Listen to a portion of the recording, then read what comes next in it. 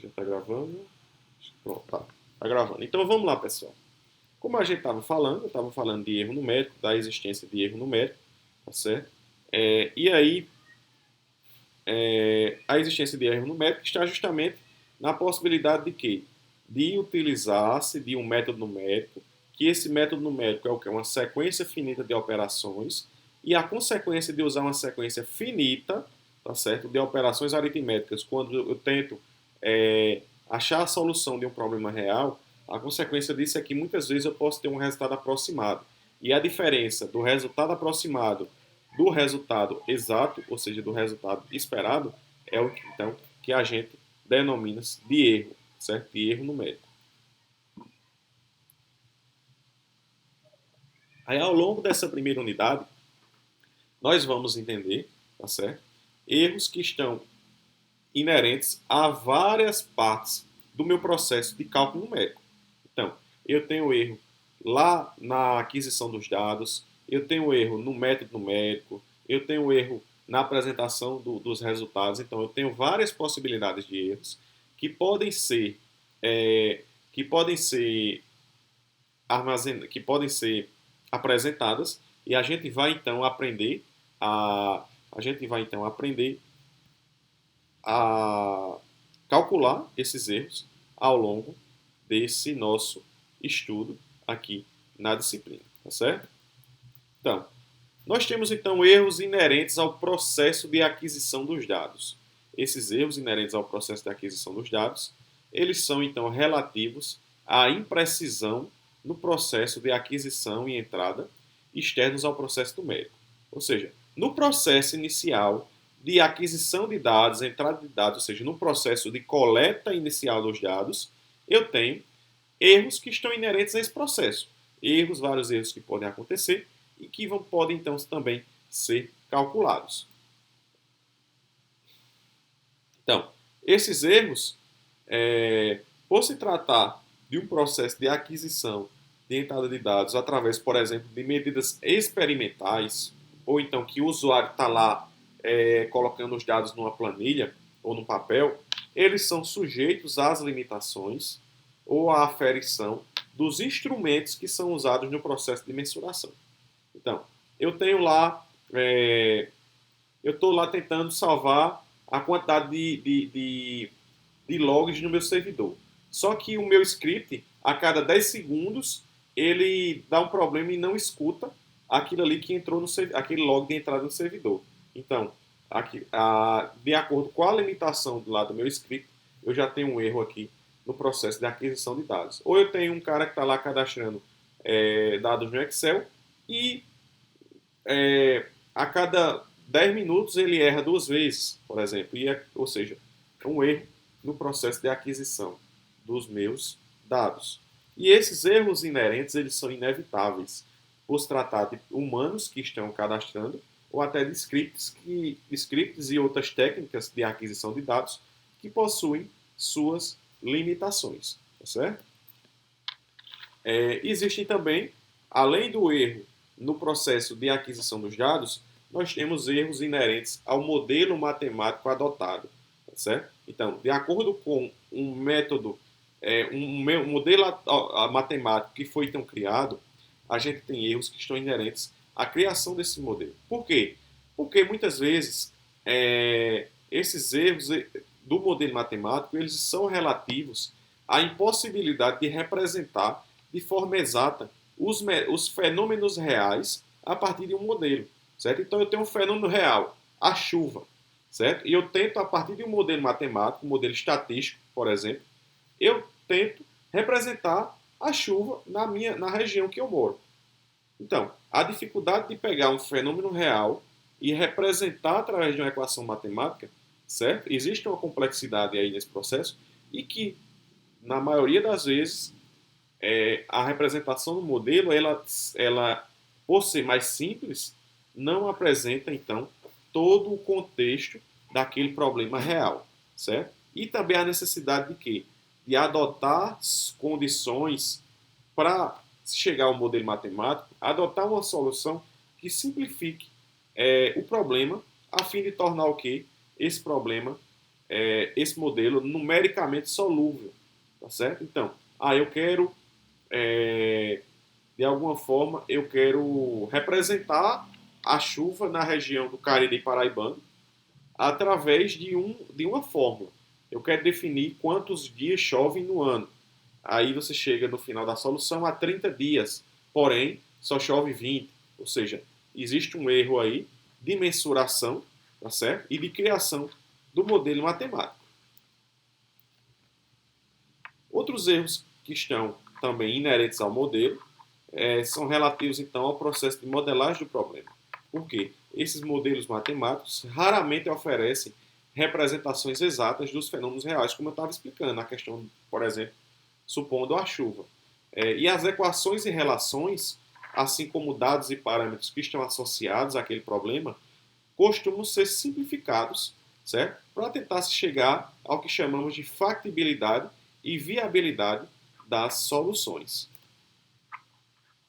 Aí, em relação a... Nós falamos o quê? Erros no processo de aquisição, certo?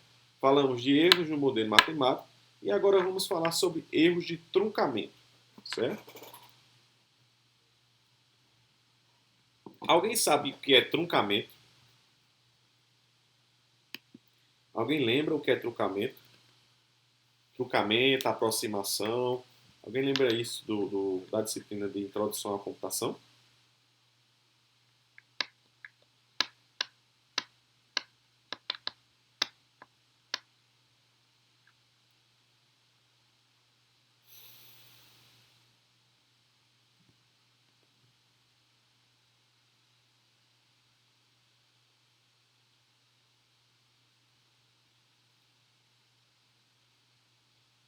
Pronto.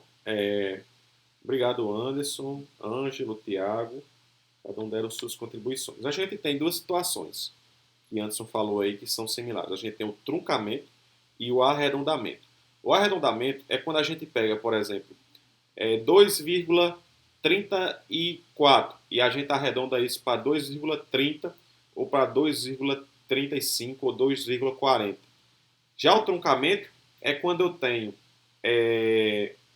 2,34 e eu só quero representar um dígito após a vírgula. Aí, um truncamento, eu corto aqueles dados, ou seja, eu corto eu vou representar só 2,3 e o 4 e o que tiver para frente eu vou cortar.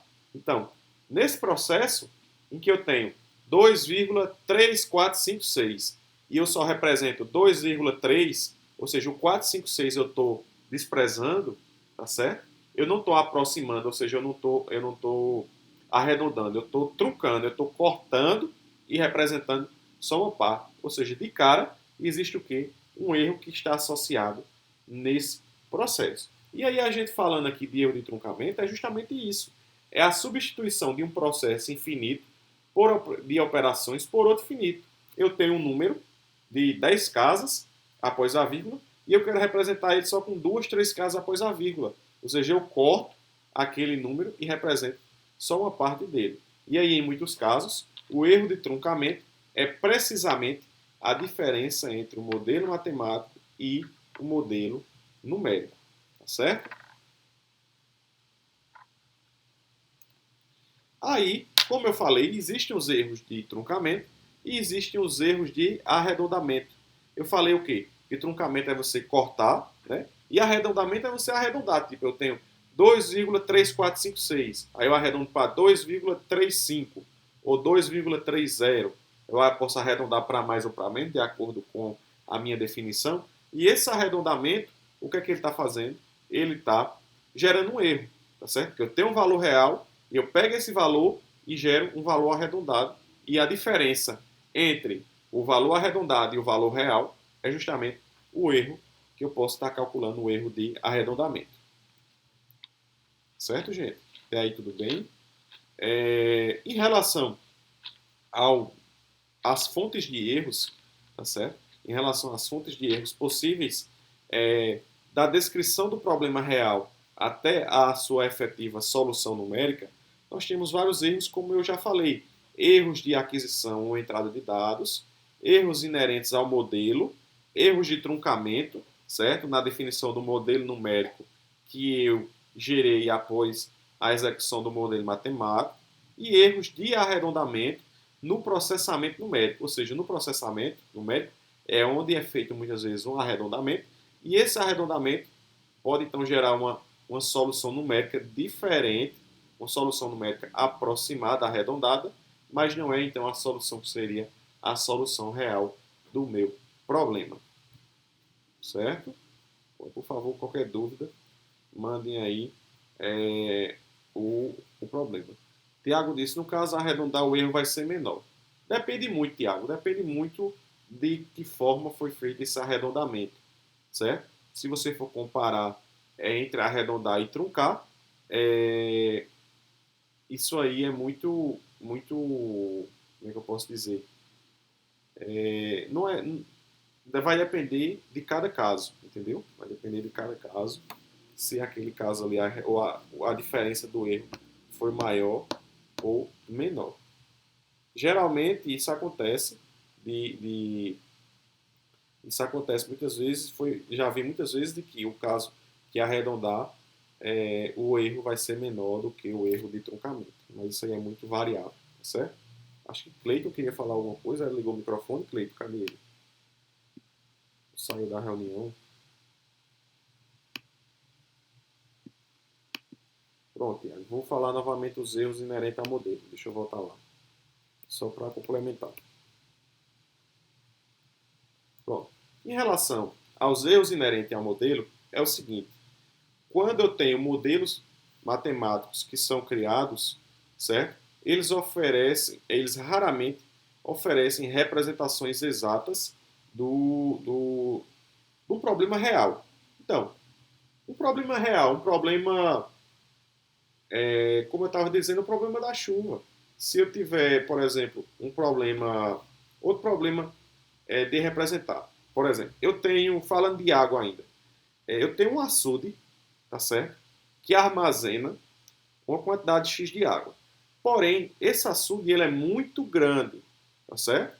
Por exemplo, o açude que abastece Campina Grande é um açude grande, tá certo? E que ele tem, ele não é uma coisa assim, ele não é um quadrado ou um retângulo, certo? Que a gente consegue calcular aquela área e definir o tamanho real e a capacidade real daquele açude, certo? Então, o que se tem muitas vezes é você chegar a uma medida aproximada através de quê? De usar o modelo matemático. O que é o modelo matemático, gente? É uma sequência de passos em que se chega à resolução daquele problema. Daquele problema que é calcular a capacidade do açude, certo? Mas aquele açude, por ele ser muito diferente, muito complexo as suas medidas e depende de muitos fatores, a gente se chega a uma medida aproximada, certo? E às vezes até distante do que seria o valor real, ou seja, a capacidade real daquele açude, tá certo? Deu para compreender, né? Então vamos lá. A gente falou de erro de truncamento, erro de arredondamento, as fontes de erros possíveis, tá certo? Então, quando a gente fala aqui, ó, erros inerentes ao modelo, é erro inerente ao modelo matemático que foi gerado a partir da definição de um problema do mundo real, tá certo? Da definição, então, do problema do mundo real. Aí nós temos aí erros de truncamento e erros de arredondamento, que eu já falei. E aí, considerando aí na nossa computação, nós temos aí, ó, erros de aquisição e entrada de dados através da digitação, através por exemplo, de pegar uma trena e chegar ao valor de uma medida, certo? Eu vou tirar a medida com a trena, mas, por exemplo, eu mando uma outra pessoa aqui em casa tirar a medida na mesma trena e ela chegar a outro valor. Eu chegar, por exemplo, 30,4 centímetros e outra pessoa mede 30,9 centímetros. Enfim, são erros na aquisição e entrada de dados, tá certo? Os erros de truncamento e arredondamento podem então acontecer na unidade central de processamento, tá certo? Lá na minha na minha CPU e tal, que vai estar executando lá na minha placa-mãe, vai estar executando as operações. E o resultado, então, ele pode ser então, apresentado na tela do computador com erros. Um exemplo aí é que eu estou inserindo dados do boneco na cor amarela, certo? E o resultado é apresentado na tela do computador, depois da execução, é um resultado do boneco na cor vermelha. E isso acontece muito, tá certo? Isso é muito normal de acontecer quando a gente fala, então, da nossa computação. Certo, gente? O resultado na saída é a incorporação, então, de todos os erros de um processo, de todos os erros que a gente mapeou, certo? E as perguntas que a gente vai, então, tentar responder ao longo do nosso estudo de cálculo de erro numérico é: quão confiável é o resultado aproximado, quanto erro está presente naquele resultado e até que ponto o erro presente no resultado é, então, tolerável. Aí nós vamos também responder e calcular as seguintes variáveis de acurácia, certo? Ou exatidão, que é quão próximo um valor computado ou mensurado se encontra do valor real, tá certo?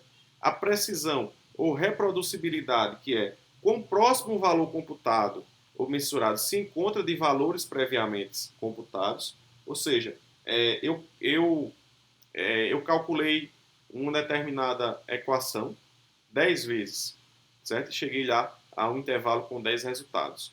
E eu calculo novamente e eu pego aquele valor calculado e digo, ó, quão próximo um valor, aquele valor está dos valores que foram previamente computados ou mensurados. Isso aí é muito utilizado, gente, em Machine Learning, que é, por exemplo, a minha área de pesquisa no doutorado, em que a gente calcula a acurácia, calcula a precisão, que é, por exemplo, eu classifico lá pessoas que estão, por exemplo, doentes. Eu tenho uma base de dados de pessoas que estão doentes por Covid, tá certo? Em casos moderados, leves ou graves. E eu vou dar uma entrada no novo dado de uma nova pessoa. E aquele algoritmo de machine learning ele vai classificar de acordo com o que ele aprendeu naquela base de dados de pessoas infectadas, se aquela pessoa ela está doente ou não e qual seria então o nível da doença daquele paciente, certo? Então, fazer isso muitas vezes é também necessário calcular a acurácia, ou seja, a exatidão, quão próximo aquele valor, aquela classificação se encontra do valor verdadeiro, tá certo? Se aquela informação está correta, e quão próximo na precisão, quão próximo a minha classificação, aquela pessoa está em estado grave, quão próximo aquela minha classificação está das classificações que foram geradas previamente, tá certo? E isso aí são medidas importantíssimas no algoritmo de machine learning, que nada mais é do que um modelo matemático também que foi gerado para uma aplicação específica em machine learning e inteligência artificial. Aí nós temos também, pessoal, a inacurácia ou inexatidão, que é chamada de desvio sistemático do valor real. A inacurácia é o contrário da acurácia e a imprecisão ou incerteza é justamente o contrário da precisão. A precisão é, ou seja, quão próximo o valor está daquela faixa de valores aceitáveis que foram computados ou mensurados. E a imprecisão é a magnitude do espalhamento dos valores. O que é isso? É quão distante está o valor que eu encontrei dos valores possíveis que foram então mensurados. A imprecisão é justamente o contrário da precisão. Alguma dúvida, pessoal, em relação a esses conceitos?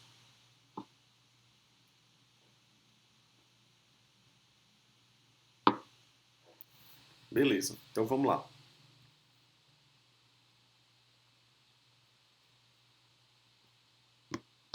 Aí nós temos aí uma figura que mostra justamente uma compreensão dupla entre como funciona a exatidão e a precisão. O gráfico aí mostra os alvos, né?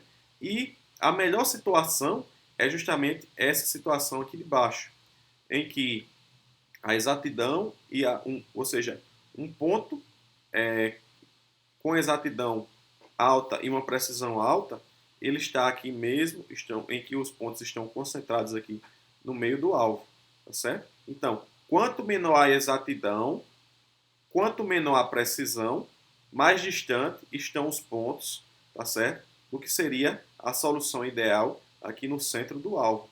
E quanto mais centrados estão a precisão e a exatidão, no ponto comum aqui, está então do resultado esperado, tá certo? Da minha solução matemática.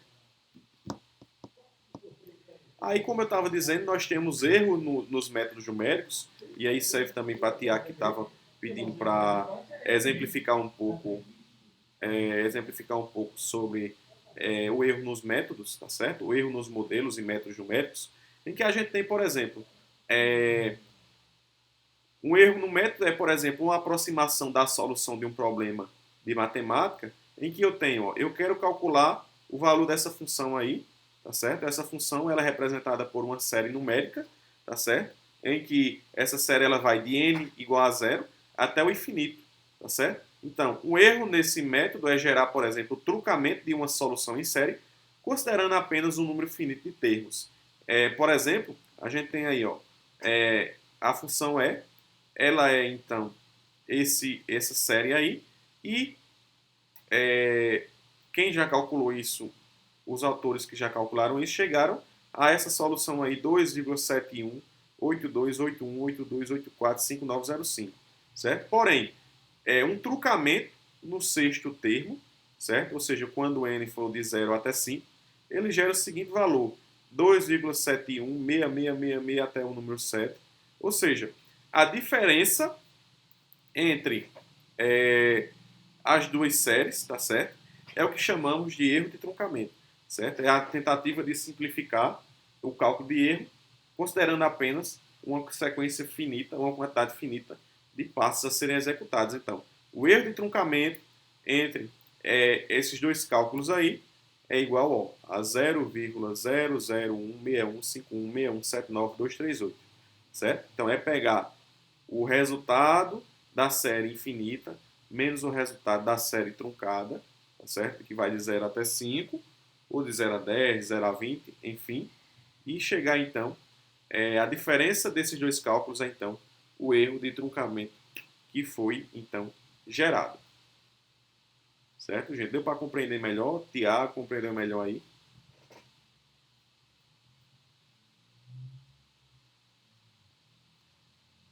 Beleza. João Vitor perguntou se isso é a série de Taylor. Não, essa série aí é uma série de cálculo da função exponencial. Eu não relei muito bem se é a série de Taylor ou não. Deixa eu ver aqui.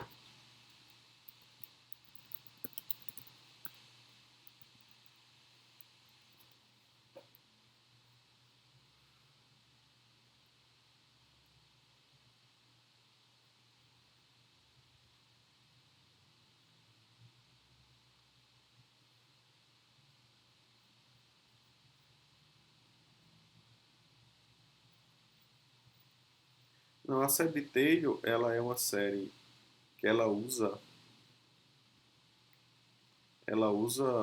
deixa eu ver aqui.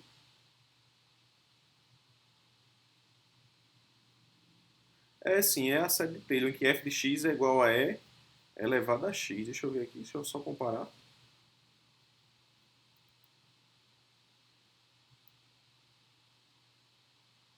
É, basicamente é a série de Taylor, né?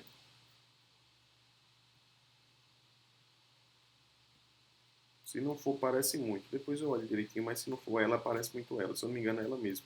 Mas vamos lá, pessoal. Foi só um exemplo para a gente tentar calcular o erro. Nós temos então o erro de representação, tá certo? E o erro de truncamento de dígitos, certo? Existem então os erros de truncamento de dígitos e os erros de representação. Erro de representação, ele está associado à conversão numérica entre bases, certo? Então, é a conversão numérica entre aquelas bases que vocês viram, tá certo? Ou a realização de operações aritméticas. E o erro de truncamento de dígitos, ele está então associado à quantidade de informação que a máquina pode conter sob a forma de um número. Por exemplo, nós temos aí outro erro relacionado então a aproximação, certo? Em que a gente tem aí, ou melhor, há um erro de representação dos números reais com um número finito de dígitos. Como exemplo, eu pretendo aí calcular a área de uma circunferência de raio 100 metros, tá certo? Porém, se vocês lembram lá do ensino médio, o cálculo da área, ele utiliza então o número de π. Porém, vocês lembram muito bem que π ele não tem uma representação finita, tá certo? Então, π ele pode ser atribuído com igual a 3,14, certo? Π pode ser igual a 3,1416, π pode ser 3,141592,654. Então, são três possibilidades e existem outras em que π pode ser representado. Então, calcular a área utilizando cada uma das três situações, eu tenho então os possíveis resultados. No primeiro resultado, a área é igual a 31.400 metros, certo? Na segunda área, π é igual a 31.416 metros quadrados. E na terceira, π é igual a 31.415 metros quadrados, tá certo? Então, de acordo com esses possíveis resultados, a gente encontra o quê? Em que é possível verificar aí que se a gente calcular a diferença entre a área na situação 1 e na situação 3, a gente já encontra aí um erro na representação desses números aí, tá certo? Por estar usando então o quê? Um π aproximado diferente, certo? Nas três situações. Aí nós temos também, pessoal, um erro de representação, como eu disse, que é dependente da representação numérica da máquina utilizada. Como, por exemplo, a gente pode encontrar muito isso na conversão de bases, como, por exemplo, eu tenho um número que é 0,1 na base 10, e quando eu tento representá-lo na base 2, ele tem a representação finita na base 10, mas na base binária, ele tem uma representação não finita. Ou seja, a definição diz o seguinte: um número pode ter uma representação finita em uma base e não finita em outra base. Tá certo? E aí o que é que acontece? Eu estou fazendo essa conversão aqui numa calculadora e a calculadora ela só consegue representar até 16 dígitos após a vírgula. Tá certo? Porém, eu estou tentando representar o quê? Uma série infinita, uma série não finita, uma série finita, um número não finito, tá certo? Em outra base, na base binária. E o que acontece?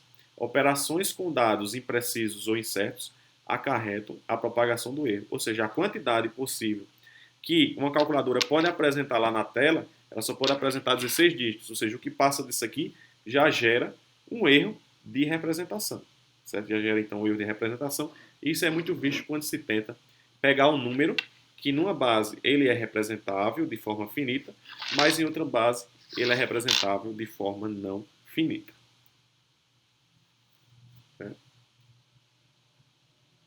Isso é só um exemplo que a gente estava comentando, em que 0,1 na base 10 não tem representação exata na base 2. E que, só mais um aditivo aí, é que a representação de um número depende da base em uso e do número máximo de dígitos usados em sua representação. Beleza, gente? Então, por hoje foi isso, tá certo? A gente conseguiu aí compreender todo a definição. Deixa eu parar aqui o vídeo para não ficar gravando informações sem necessidade.